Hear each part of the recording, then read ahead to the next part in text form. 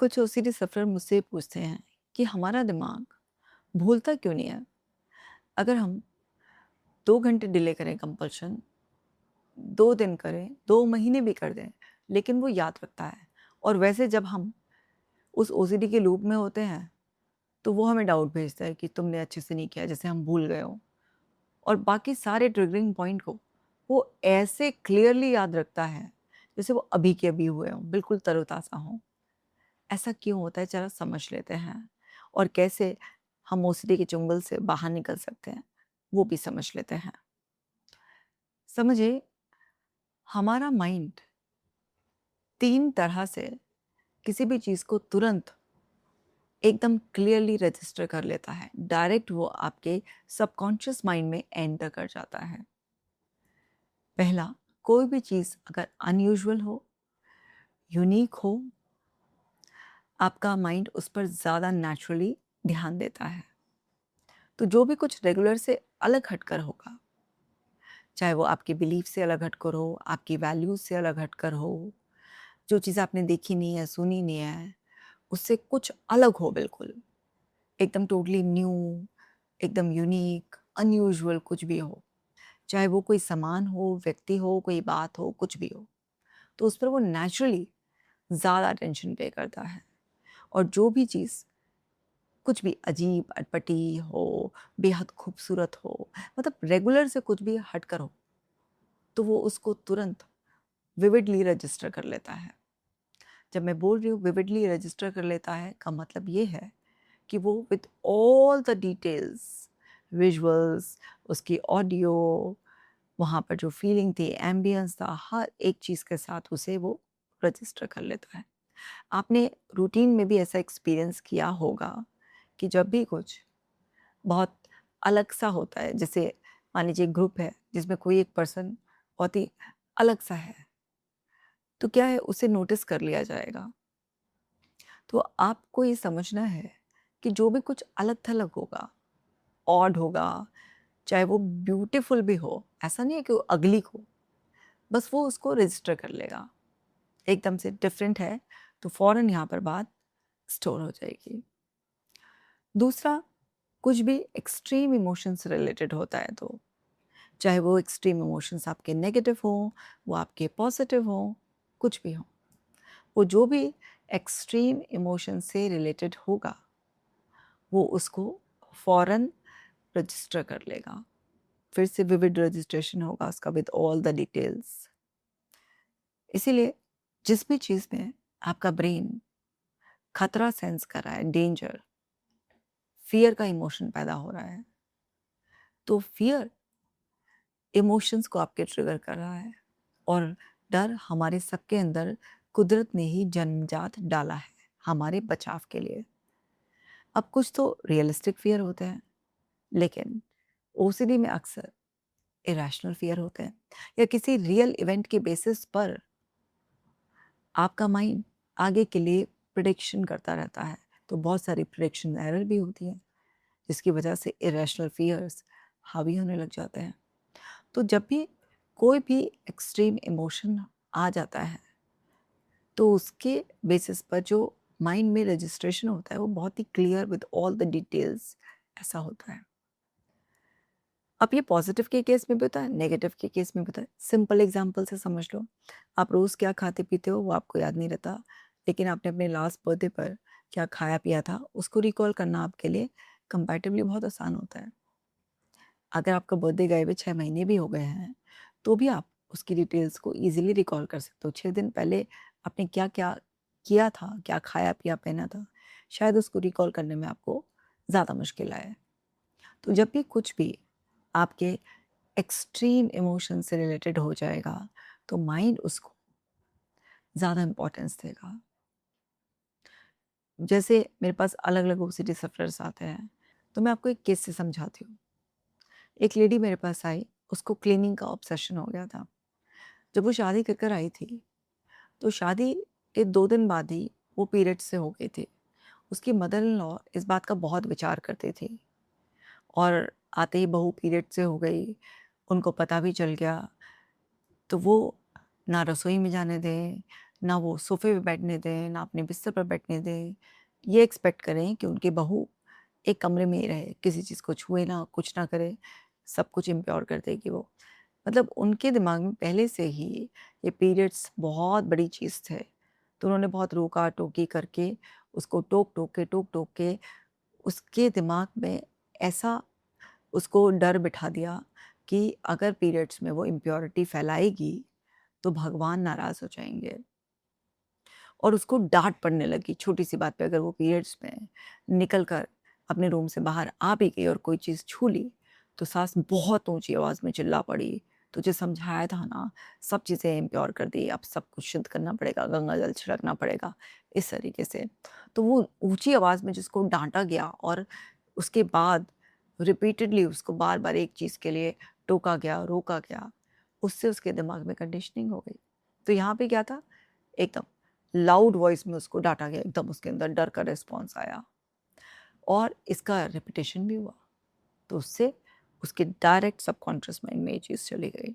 तो ऐसे एक नहीं अनेकों एग्ज़ाम्पल्स हैं, जिसमें किसी भी लाइफ़ के एक्सपीरियंस की वजह से उस चीज़ पर माइंड ज़्यादा फ़ोकस करने लग गया। तो इमोशंस के केस में ऐसा होता है, पॉज़िटिव इमोशन के केस में भी होता है। एक लड़की थी, वो अपना घर बहुत सिस्टमैटिकली रखती थी, उसको बहुत प्रेज़ मिलता था, ये तो बहुत ही अच्छी तरीके से ऑर्गनाइज़्ड करके रखती है, बहुत ही नीट एंड क्लीन लड़की है, बहुत ही ज़्यादा वेल मेंटेन तरीके से रहती है, उसको खूब एप्रिसिएशन मिलता था। जिस भी चीज़ के लिए आपको बहुत एप्रिसिएशन मिलेगा, तो उस चीज़ को आप और मेंटेन करोगे, तो वो उसे और अच्छी तरह से मेंटेन करती थी। उसको पता ही नहीं चला कि कब ये तारीफ़ उस पर ही भारी पड़ गई और बस उसको इस चीज़ का ऑब्सेशन हो गया। अब उसके बेड पर कोई बैठेगा तो सलवट तो आएगी ही, तो वो उठने का इंतज़ार करने लगी, कब उठे और मैं अपने बेड की सलवट कब ठीक करूँ। उसे गंदा साफ़ का नहीं है, उसे ये है कि मेरी सिमेट्री बिगड़ रही है, उसे ना मेरी चीज़ें अनऑर्गनाइज़्ड हो जाती हैं, अगर यहाँ कोई आता है मेरे पर्सनल स्पेस में, छूता है ये सब। और पहले तो वो पूरा घर ही थोड़ा अच्छे से रखने की कोशिश करती थी, लेकिन जब उसको लगने लगा ये उस पे हावी हो रहा है, तो उसने अपने रूम तक अपने आप को लिमिट कर लिया। तो वही एप्रिसिएशन ही उस पर भारी पड़ गया, उसको लगा हर समय हर चीज़ बिल्कुल परफेक्टली मैनेज होनी चाहिए। अब आपके रूम में चेयर है, सोफ़ा है, बेड है, कुछ भी है, जो भी सामान भी है, उसे यूज़ करने के लिए तो है। आप यूज़ करोगे तो टेढ़े-मेढ़े होंगे, चादर है तो उसमें फ़ोल्ड्स आएँगे ही।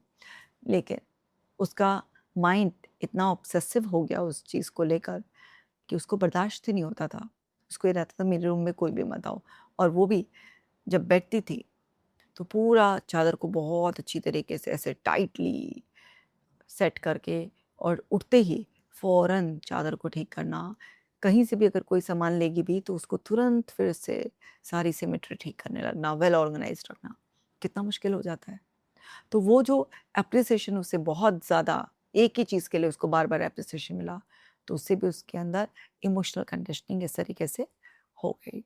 अलग-अलग लोगों की अलग-अलग स्टोरीज़ हैं और अलग-अलग एक्सपीरियंस से ऐसा हो जाता है। किसी को बहुत ज़्यादा डाँट से और किसी को बहुत ज़्यादा एप्रिसिएशन से भी ऐसे कंडीशनिंग हो जाती है। तीसरा होता है रिपिटेशन की वजह से। अगर कोई भी चीज़ का बार-बार रिपिटेशन हो तो वो डायरेक्ट सबकॉन्शियस माइंड में डीप डाउन चली जाती है। जैसे मैंने अभी एग्ज़ाम्पल दिया था कि उस लेडी के ऊपर सास चिल्लाती भी थी और बार-बार उसे रोका और टोका गया। तो रिपिटेशन भी हुआ उस चीज़ का। तो इस तरीके से रिपिटेशन करते-करते भी आप ओसीडी के लूप में फँस जाते हो। जैसे मेरे पास एक लड़का आया था, वो एक शॉप में काम करता था। तो उसका जो मालिक था वो उसको गालियाँ देता था और तू तो बेअक्ला है, लाइट खुली मत छोड़ दियो और तू तो बुद्धू है, और भी गालियाँ देता था, उसको इस तरीके से गालियाँ देता था। अब उसकी मजबूरी थी, वो बहुत गरीब था, नौकरी छोड़ नहीं सकता था। अब जब नौकरी छोड़ नहीं सकता था, मालिक की गालियाँ खाता था। मालिक रोज़ किसी न किसी बात पे डाँटता था, खूब इस तरीके से तू बेअक्ला है, लाइट मत खुली छोड़ दियो, इन्वर्टर मत खुला छोड़ दियो, गैराज मत खुला छोड़ दियो, ऐसे कर के बहुत सारी चीज़ें पे मशीन मत खुली छोड़ दियो, इस तरीके से उसको डाँटता था और बार-बार इस तरीके के सजेशन देता था। धीरे-धीरे वो सजेशंस उसके डीप सबकॉन्शियस माइंड में बैठने लग गए और उसको सेल्फ डाउट स्टार्ट हो गया। उसको लगने लगा कि मैं बेअक्ला हूँ, मैं बेवकूफ़ हूँ, मैं गलती कर सकता हूँ। और जब बार-बार आप ऐसे सुनते रहते हो और आपका सबकॉन्शियस ऐसे प्रोग्राम होता रहता है, तो कभी-कभार आपसे गलती हो भी जाती है, इस डर की वज़ह से ही। और ऐसा 1-2 बार हो गया उससे। उससे कोई हार्म नहीं हुआ, लेकिन वो एविडेंस बन गए मालिक के लिए भी और उसके खुद के लिए भी। और फिर मालिक और उसे टॉर्चर करता था। वो सह रहा था इसलिए क्योंकि उसकी बहुत बड़ी मजबूरी थी। तो करते-करते कुछ ही महीनों में उसकी हालत ऐसी हो गई कि वो हर चीज़ को कई-कई बार चेक करने लग गया, कई-कई बार चेक करने लग गया। तो इस तरीके से भी कंडीशनिंग हो जाती है। तो समझने वाली बात ये है कि आपको जो ये लग रहा है ना कि मेरा दिमाग वैसे तो अभी मैंने किया और डाउट दे रहा है कि ठीक से किया या नहीं किया, भूल जा रहा है, जब मैं कंपल्शन कर रहा हूँ उस वक़्त। और वैसे वो उस बात को 2-2 महीने तक भी खींच कर रख रहा है, याद कर कर भी रख रहा है। कोई-कोई सफ़रस आते हैं, वो बोलते हैं कि 1-1 साल बाद भी याद रहता है कि हम वहाँ गए थे, इन्होंने ये चीज़ छुई थी और ये चीज़ से अगर हमने अभी भी एक्सपोज़ किया तो रिस्क है इसमें। जबकि 1 साल में वो चीज़ कितनी बार साफ़ हुई होगी। सो इस तरीके से कंडीशनिंग इफ़ेक्ट काम करता है। तो हमारे सबकॉन्शियस माइंड में डायरेक्टली जो भी चीज़ चली जाती है, वो ऑटो मोड पर रिपीट होती रहती है। और ख़ास तौर से जब आप ओसीडी के लूप में होते हैं और आपके ब्रेन के अलग-अलग पार्ट्स ठीक तरीके से काम नहीं कर रहे होते हैं, तो वहाँ पर वो इनकम्प्लीट का जो मैसेज बार-बार आ रहा होता है और आपको सैटिस्फैक्शन नहीं आ रहा होता। आपको 100% श्योरिटी चाहिए होती है। आप रूल से नहीं सैटिस्फैक्शन से चल रहे होते हैं। आप रियलिटी नहीं पॉसिबिलिटी में फँसे हुए होते हैं। तो वहाँ पर क्या होता है कि आपका mind naturally over scanning mode में, हाइपर विजिलेंस मोड में चला जाता है और वो एनवायरनमेंट से बस यही चीज़ जो आपके पर्टिकुलर इशू से रिलेटेड है, उसी चीज़ को स्कैन करता रहता है और आपको कांस्टेंट डाउट मोड में रखता है। आप सेफ नहीं फील कर पाते हैं, आप सर्टेन नहीं फील कर पाते हैं, आप कॉन्फिडेंस नहीं फील कर पाते हैं। तो आपको समझना होगा कि कोई भी चीज़ बहुत अलग, यूनिक, अनयूजुअल आपकी वैल्यूज़, बिलीफ्स से मिसमैच करती हुई होगी तो उस पर ज़्यादा ध्यान देगा। क्योंकि जब वैल्यूज़ टकराती हैं या कोई आपकी बिलीफ को चैलेंज करता है या बिलीफ के अगेंस्ट कुछ करता है, तो इस सब से क्या होता है? एक डिस्कम्फर्ट, हर डिस्कम्फर्ट में माइंड को थ्रेट लगता है। हर चेंज में माइंड माइंड को थ्रेट लगता है। हर नई चीज़ में माइंड को थ्रेट की पॉसिबिलिटी लगती है। तो वो हर एक जो चीज़ अलग है, अनयूजुअल है, अनकॉमन है, बिल्कुल यूनिक है, तो उस पर उसको अटेंशन पे करना ही होता है क्योंकि उसको सेंस लगानी होती है, उसको देखना होता है, प्रॉपर्ली समझना होता है कि इसमें वास्तव में है क्या। तो वो ज़्यादा अटेंशन पे करता है और सब पूरा सिस्टम आपका जब उस पर अटेंशन ज़्यादा पे करेगा तो वो चीज़ आपके सबकॉन्शियस माइंड में सेट हो गई। दूसरा मैंने बताया एक्सट्रीम इमोशंस आपके अगर ट्रिगर हो जाए, कोई आपको चीखते, चिल्लाते, डाँट दे, डपट दे, कुछ भी आपके साथ अब्यूज़ हो जाए, कुछ भी है, तो एकदम से हमारे एक्सट्रीम इमोशंस ट्रिगर हो जाते हैं। और तीसरा मैंने बताया रिपिटिशन से। अब ये तो इस तरह से आपके सबकॉन्शियस में बातें चली गई। अब सबकॉन्शियस से बात निकलेगी कैसे? अब देखो, आपको रिपिटिशन का सहारा लेना पड़ेगा क्योंकि एकदम से एक्सट्रीम इमोशंस प्रोड्यूस होंगे नहीं। एकदम से कोई चीज़ को बिल्कुल यूनिक, अनयूजुअल एकदम आप बना नहीं पाओगे। लेकिन जो तीसरा वाला है, रिपिटिशन, वो हर एक के लिए हर सूरत में काम करेगा। तो आपको अगर अपने माइंड को रिकंडीशन करना है, तो जो आप अब न्यू कंडीशनिंग करना चाहते हो, पहले स्पेसिफिकली उसके बारे में जानो। क्योंकि आपका जो कॉन्शियस माइंड है, वो स्पेसिफिक लैंग्वेज जब फ्रेम करता है और सबकॉन्शियस माइंड के पास बहुत ही स्पेसिफिक मैसेज जाता है, तब जाकर दोनों कॉन्शियस और सबकॉन्शियस का ब्रिज खत्म होकर दोनों आपस में ठीक से तालमेल से काम कर लेते हैं। सबकॉन्शियस माइंड या इमोशंस की भाषा वेग होती है और आपके कॉन्शियस माइंड से कमांड जब दी जाती है वर्ड्स के थ्रू, तो आप अपने ब्रेन के उस पार्ट से ऑपरेट कर रहे होते हैं जिसके पास वर्ड्स की पावर यूज़ कर कर एक पावरफुल सजेशंस बनाकर वापस से सब कुछ रीसेट करने की, वापस से सब कुछ प्रॉपरली मैनेज करने की, रिवायर करने की सारी पावर्स मौजूद होती हैं। तो आपको ये समझना होगा कि आपको स्पेसिफिकली पता होना चाहिए ताकि आप अपने सबकॉन्शियस माइंड को एग्जैक्ट स्पेसिफिक वही कमांड्स दें जिससे कि उसको वो जो गैप होता है ना बीच का, अपनी मर्जी से फिल करने का मौका ही ना मिले। जैसे बहुत कॉमन सा एग्जांपल देती हूँ, मान लीजिए किसी पर्सन को लाइफ में सक्सेस चाहिए, तो वो ये कि मुझे सक्सेसफुल होना है ना, या मैं वो ये भी बोल रहा है मैं सफल हूँ। अब ये बड़ी वेग कमांड है। अगर आप इसमें सफलता को पूरा डिफाइन ही कर दें कि आपको सफलता किस तरीके से चाहिए या आप अपने आप को सफल क्यों मानते हैं, तो बहुत स्पेसिफिक हो जाएगा। जब आपकी वेग कमांड होती है तो उसका आइडिया आपका सबकॉन्शियस माइंड अपने आप लगाता है और वो उस गैप को खुद ही फिल करना चाहता है। तो जो भी उसके पास इंफॉर्मेशन होगी, जो भी वो आइडिया लगाएगा उससे फिल कर देगा। अगर आप चाहते हैं कि वो फिल ना करे तो आपको ज़्यादा से ज़्यादा स्पेसिफिक होना पड़ेगा। और जितना स्पेसिफिकली आप अपना नया जो कंडीशनिंग करना चाहते हैं उसको लिख लेंगे, उसको डिज़ाइन कर लेंगे, उसका ड्राफ्ट कर लेंगे और फिर आप अपने आप को उस चीज़ के लिए प्रिपेयर करना शुरू करेंगे, उसका ब्लूप्रिंट बनाएँगे, उसमें कौन-कौन से एक्शंस लेने हैं, कितना आप कमिटेड रहेंगे, क्या करना आप बंद करेंगे जिससे कि वो जो पुराने इमोशंस हैं वो फ़ील होने बंद हो जाए, क्या करना आप शुरू करेंगे जिससे कि वो नए इमोशंस फ़ील होने शुरू हो जाएँ। ये सारा वर्किंग करने के बाद आप एक्शन लेना शुरू करेंगे। जब आप एक्शन लेना शुरू करेंगे तो बहुत ही लाइट से बेबी पैटर्न्स बनने शुरू होंगे। लेकिन जब आप उसे रिपीट करते जाएँगे, कमिटेड रहेंगे, तो वही बेबी पैटर्न ग्रो करना शुरू कर देंगे और धीरे-धीरे, धीरे-धीरे मैच्योर होना शुरू हो जाएँगे। अब क्योंकि आप पुराने पैटर्न्स फ़ॉलो करना बंद कर दोगे, क्योंकि एक आदमी या तो सुबह 6 बजे उठ सकता है या फिर 10 बजे उठ सकता है। तो वो एक टाइम उठेगा ना, ऐसा तो नहीं है 6 और 10 बजे एक ही सेम पर्सन उठ रहा है। तो आपको समझना है कि अगर आपने पहले 10 बजे उठते थे और अब आपने 6 बजे उठना शुरू कर दिया और रोज़ आप अलार्म लगा के, चाहे आपका मन है, नहीं है, आप उठ ही जा रहे हो, तो कुछ ही समय के बाद ये 6 बजे उठना जो आज मुसीबत लग रहा है, ये नेचुरल हो जाएगा और 10 बजे उठने की आदत जो आप छोड़ना चाह रहे थे, उससे झगड़ा करे बिना ही वो अपने आप छूट जाएगी। तो नए पैटर्न बनाने पर फ़ोकस करो। ये एक दिन में नहीं बनते, पेशेंस रखना पड़ता है।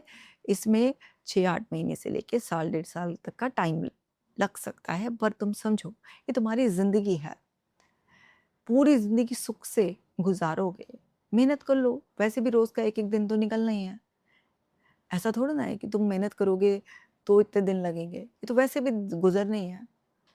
लेकिन प्रैक्टिस करोगे तो एक दिन ये सफ़रिंग एंड तो हो जाएगी, नहीं करोगे तो ये तो लगातार चलती रहेगी। तो रिपिटेशन के थ्रू, पूरा वर्किंग करने के बाद रिपिटेशन के थ्रू बार-बार, बार-बार अपने सबकॉन्शियस माइंड को रिप्रोग्राम करो। फिर आओ दूसरे पार्ट पर, इमोशंस वाले पार्ट पर। वो सारी एक्टिविटीज़ जिससे नए इमोशंस आप फ़ील कर रहे हो, यानी कि आपकी बायोकेमिस्ट्री चेंज हो रही है। इमोशंस जो हम फ़ील करते हैं वो क्या है? सब हमारे अंदर केमिकल का खेल है।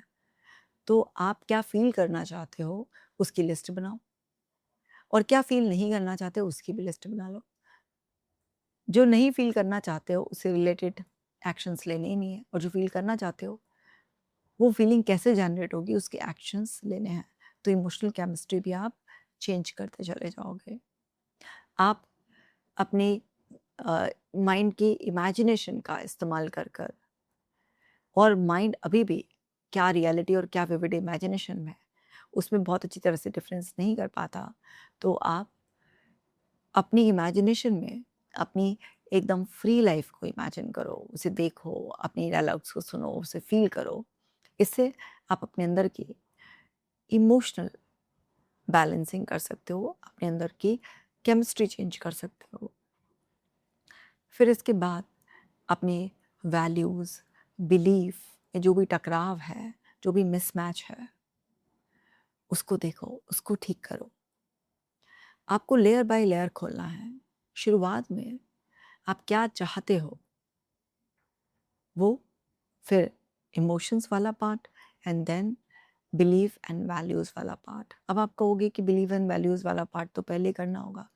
भाई पहले नहीं होगा, इतनी एंग्जाइटी है, इतना परेशान हो, नहीं हो पाएगा एकदम कि वैल्यूज़ पर फोकस करो, नहीं हो पाता। पहले चाहे कुछ फ़ायदा हो रहा हो या ना हो रहा हो शुरुआत में, बस नए पैटर्न्स को बनाने के लिए repetition repetition repetition mechanical mode पर भी करो, जैसे एक मशीन की तरह करना है ना, बट करो।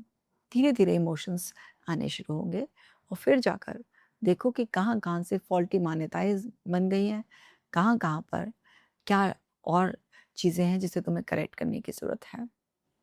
इस तरह से आप अपने माइंड को रीप्रोग्राम कर सकते हो। मैंने बिल्कुल आसान शब्दों में आपको बताया। आपको पता है, आपका हर एक शब्द, आपका हर एक मोमेंट, आपकी हर एक एक्टिविटी, आपका सबसे मिलना-जुलना, पढ़ना, देखना, सुनना, हर समय, हर एक छोटा-छोटा बदलाव कर रहा है।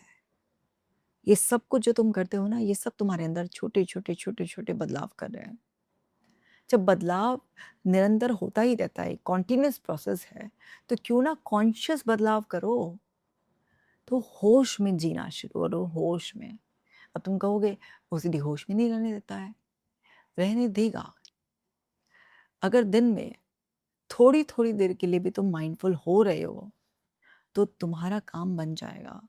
खाना भी खा रहे हो, तो पाँचों सेंसेस को एंगेज कर कर तसल्ली से माइंडफुल ईटिंग करो, काम बन जाएगा। तो इस तरह से जब तुम ये सब चीज़ें करना शुरू करोगे, तो काम बनता ही चला जाएगा, बनता ही चला जाएगा। छोटी-छोटी एक्टिविटी, किसी से बात कर रहे हो, तो बिल्कुल माइंडफुल होकर बात करो। एक बार में एक काम करो। जब ये सब चीज़ें करना शुरू करोगे, तो ब्रेन को समझ ही जाएगा कि इंसान कैड़ा बढ़ गया है, अब तो ये ठीक होकर ही मानेगा और ठीक तुम हो ही जाओगे। आसान से आसान भाषा में तुम्हें समझाने की कोशिश करती हूँ और समझ भी रहे हो, एफर्ट्स भी डाल रहे हो, फिर भी समय लग रहा है ना? पेशेंस रखो, ठीक हो ही जाओगे। ज़रूर, पक्का ठीक हो जाओगे। बस लगातार ऐसी मेहनत करते रहो। सो माय डियर वन्स, अच्छी तरीके से आ गया ना समझ में? अब खुद भी करो और बाकी लोगों को भी करवाओ। जिसको भी इस वीडियो की ज़रूरत है, उस तक इस वीडियो को पहुँचा दो। मिलती हूँ आपसे नेक्स्ट वीडियो में। अपना ख़ास ख़्याल रखना।